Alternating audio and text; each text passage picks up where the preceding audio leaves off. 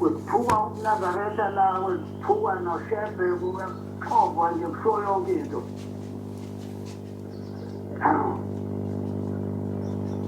Yaphela lelo sonto elizwayo futhi ngathi ngiyalemukela elinye kwami iso leso.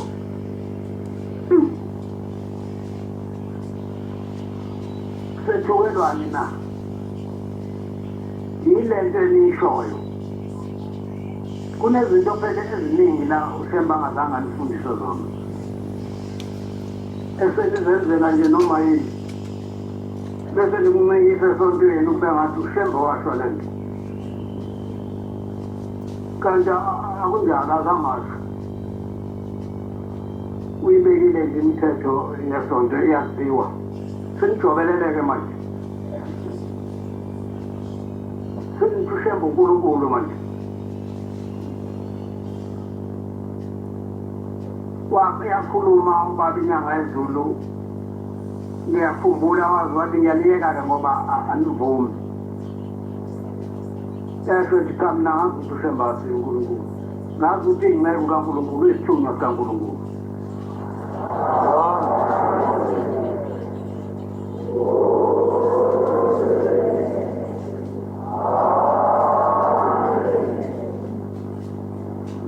Lenkosi Jesu awuzange kushiye ukuthi uNkulunkulu.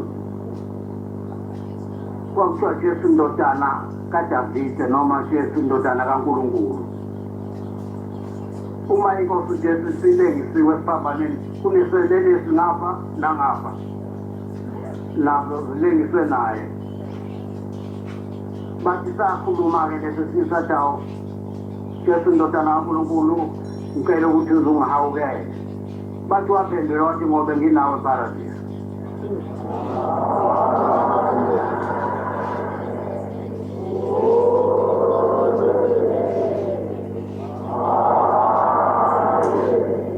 Lokhu ukuthi uShemba uNkulunkulu ngiyafisa ukuthi niyiyeke le nto.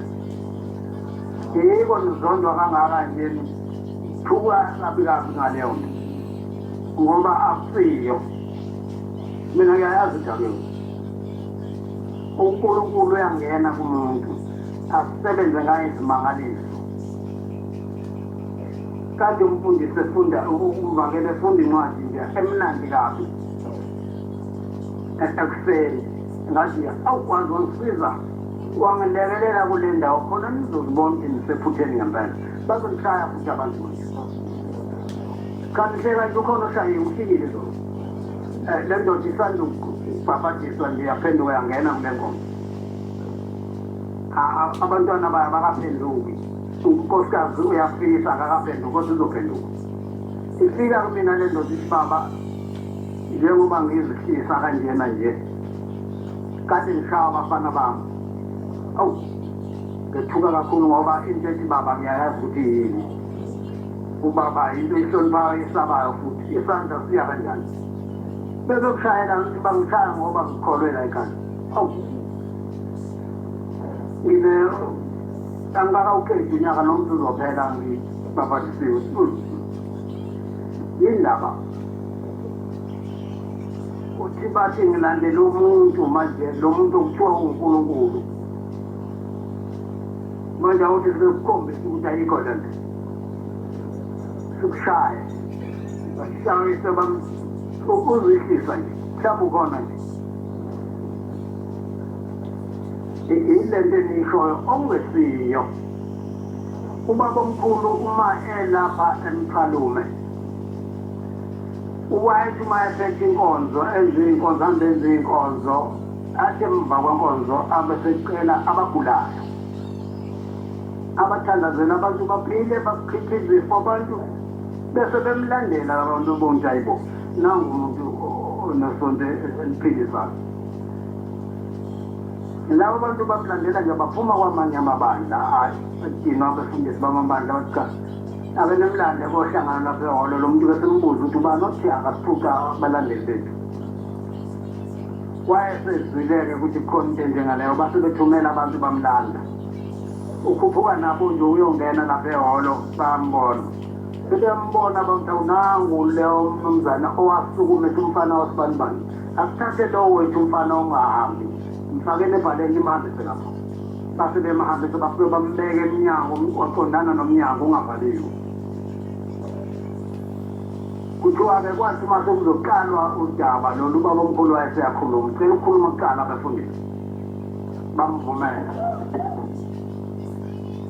uthi-ke bathi wathi ubaba omkhulu ngicela befundisi uma kukhona phakathi kwenu othunywe uNkulunkulu njengami asukume afika thandazelele lo mfana asukume lo mfana ayisenongibuza noma yini-ke nithandayo ngoba phela mina ngithunywe uNkulunkulu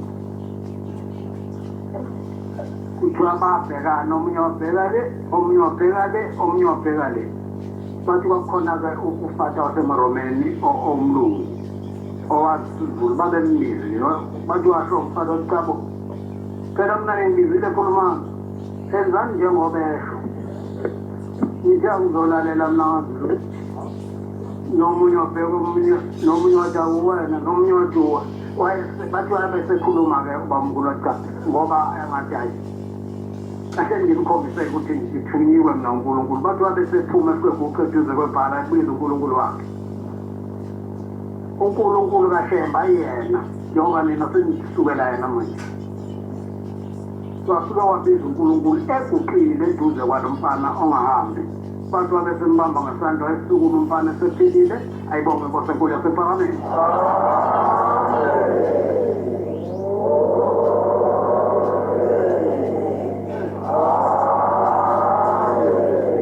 ngifundele futhi leyo ncwadi imisebenzi yesibili verse 22 le ngisize umvangeli ekuseni ungilekelele mfana Imisebenzi 2 verse 22 madoda ama-Israyeli ake nizwe lamazwi uJesu waseNazaretha uwumuntu oqiniswe uThixo phakathi kwenu awume kancane lapho ungafani umuntu oqiniswe uThixo phakathi kwethu umuntu oqiniswe uThixo unoThixo ngaphakathi ngoba uqiniswe uThixo akayena uThixo yena manje nasukela ubaba omkhulu ingane uhabantu bazoshaya abantu bazoshaya dadewethu naye ngana ngithi ngimasawusayo uShemba zangayisho lento ukuthi aqhubeka-ke ba ngemisebenzi emkhulu nangesimangaliso nesibonakaliso uThixo azenza ngaye phakathi kwenu njengalokhu nikwaziyo nina ngiyabonga awu nansi nje le nto ngezimangaliso azenzile phakathi kwenu kuthe silena kuphi lapho sikhona danawo kade ngibiza abafundisi njengahangele isonto ngibabuza ngale sitebo nako sethukwa uthe uma abantu sebezozibika nangu nkosikazi akusahambeki kahle baba nginenyanga eziwu-11 ngikhulelwe akubelethe manje akusahambeki angazi baba ukuthi ngizokwenza njani ngizwe kuthiwa uyabasiza abantu ngase ngithi kuye ithi-ke ma ngicela uNkulunkulu kaShembe akwenza ukuthi ubelethe washo wathi baba ngicela uNkulunkulu kaShembe angenza ukuthi ngibelethe nase ngijabusha uvaselini ngambusela wona namanzi ngathi-ke lo vaselini-ke ma uzowukhangela isipuni ukwinye ekuseni nantambama la manzi-ke abusisiwe uphuze inkomishi njalo ngosuku uzoyibona-ke nemisebenzi eshuwo lapha efundwa umfundisi manje lo mama kanti unesihlobo la silapha edokodweni akayena umNazaretha wayeseyahamba nalo vaselini eshayisha sengena edokodweni wabelitha isipuni wayehlala phezu kwavaselini wayethatha amanzi akhe eshaqalala bathi angiphelanga u-30 minutes oseyishaya phansi ingane ayibonge inkosi enkulu yasephakameni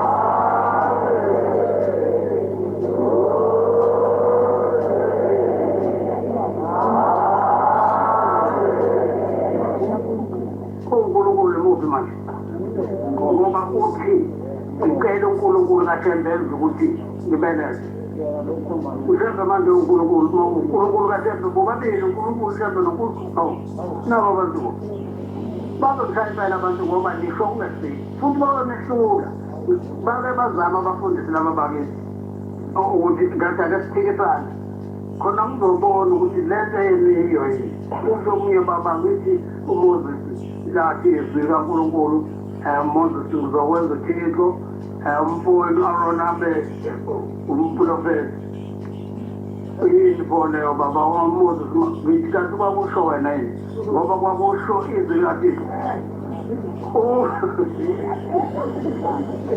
hayibo miningi ngithuma abafana bakithi la bawa-driver baba nanka amasondo emoto eseyaphela sengiyabona ukuthi bazongibopha le mgwaqweni ngithinta umfakela uzwane benze ukuthi ayimalini bese bahambe or abathuma ngazi bokungubani babili uma befika la endleleni nankamaphoyisa manini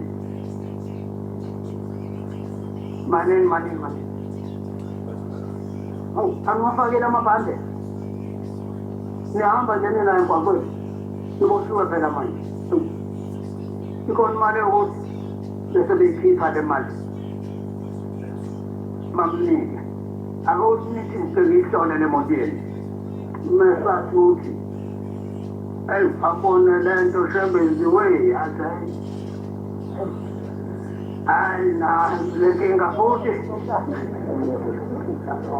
ngihlangabezana nenkinga manje ubamshemba ukuphi basho cha ula efolweni kuleli tempele lempumelelweni omsuka bona nje bantu mazombuka emehlweni bantu bamthola ukuthi usejike kakhulu umsoli kakhulu kabi ngento aseyenzile manje uthi cha watshawo wayikhipha le mali wayibuyisela ngibona ukuthi cha anonke ningikelele kubaba inhlanhla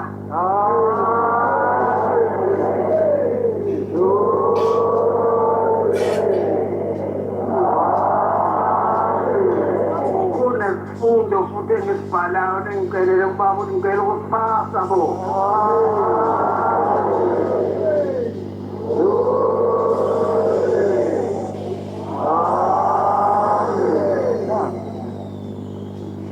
endaba enkulu le Manazaretha amahle ungazi ukuthi usushile ukuthi uNkulunkulu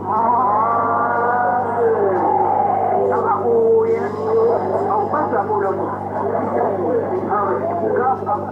ungathuka usushile kodwa ungena kuyagcekezwa-ke emzini welisizi iNazaretha bagcekeze bahole iy'mpahla zakhe la empahleni kunesithombe sababa inyanga ezulu leso sinothiko